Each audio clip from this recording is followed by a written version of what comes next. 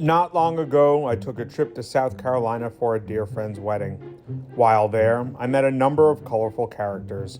I struck up a friendship with one of them, an Uber driver by trade, but a man of many tales, one of which is the highly specific historical anecdote that follows.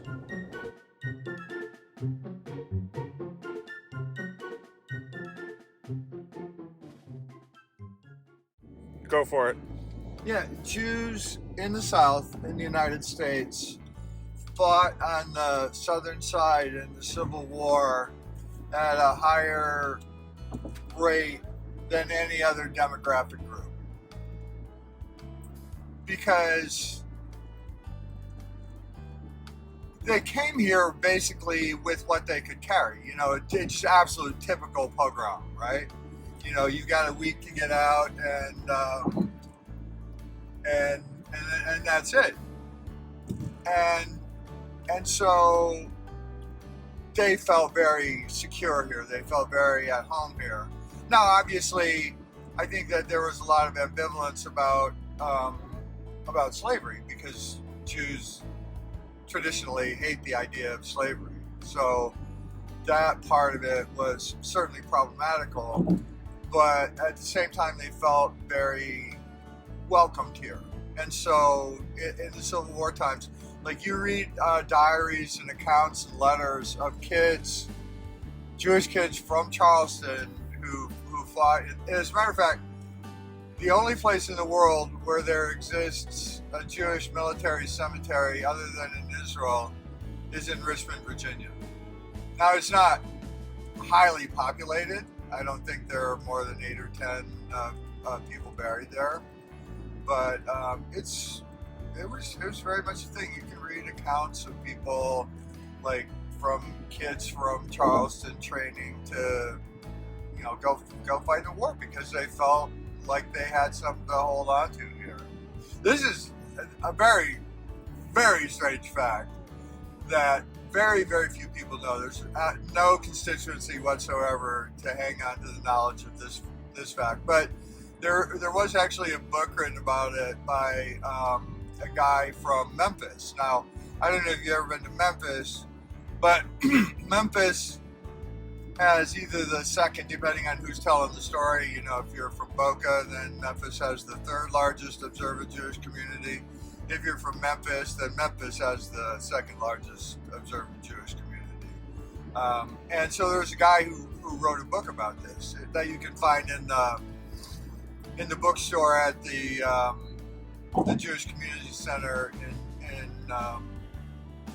in Memphis, out on Poplar Street. And what the story was this: that when the North took Memphis, which was in the spring of 1862, not long after the Battle of Shiloh, which was in April, I think it was in the end of May, where the Union forces came down the river and went past Memphis and basically caused it to fall.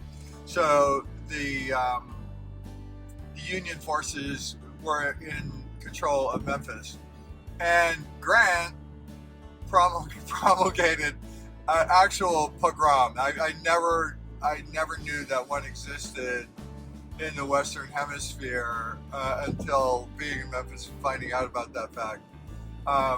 Literally, where he said to the Jewish community there, basically, you got a week to leave.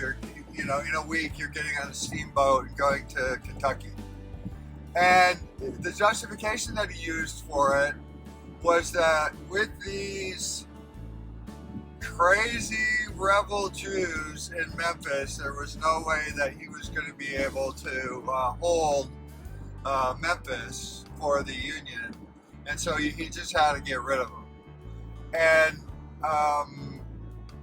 And the story as to why he actually did that was that his dad wanted to take over all of those kinds of ancillary aspects, because there was a huge amount of cotton that was sitting there in the port of Memphis and really all over the South. because I mean, even though they couldn't get the cotton out anymore because of the blockade, they were still growing cotton, and in the hopes of getting it out, because the price of cotton at that point, I think, I'm not sure about this, but I think was the highest that it's ever been in history. And the British Empire was based on manufacturing, and or specifically manufacturing of textiles. So, the South, the reason they had such hubris about seceding and starting the Civil War was they thought that the Brits could never possibly not support them. I mean, the South was like they if you think, you put yourself in mind of like OPEC or somebody like that who has like a monopoly on this kind of stuff. That's how they felt. They felt, the Brits can't possibly, the Brits will have to support us. But what, of course, they didn't realize was that in the Brits, amongst the Brits, there was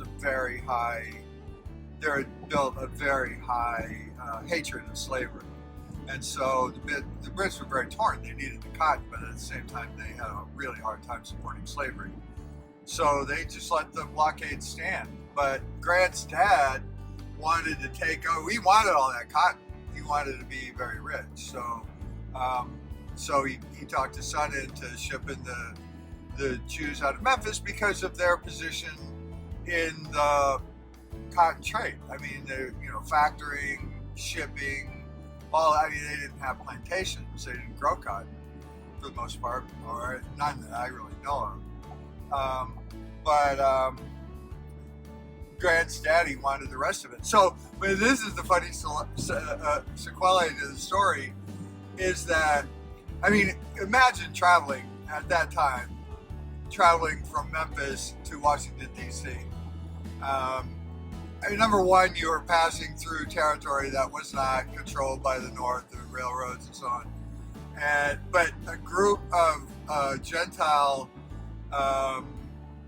Memphis businessmen actually made the trip to DC, figuring that, I guess they kind of had faith that this would not be something that Lincoln would approve of. And that he just must not know about it. And he might not have, since, it was basically a military government and Grant controlled it, so he could kind of do what he wants. So these Gentile Memphis businessmen made the trek to D.C. to tell Lincoln what Grant was doing, and to say that they wanted. Some actually got on the steamboat and went to Paducah, Kentucky.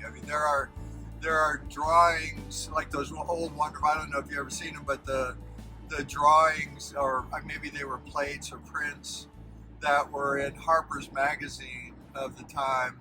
There's actually one of the steamship arriving in Paducah, Kentucky, with boatloaded Jews from Memphis who were being exiled from Memphis.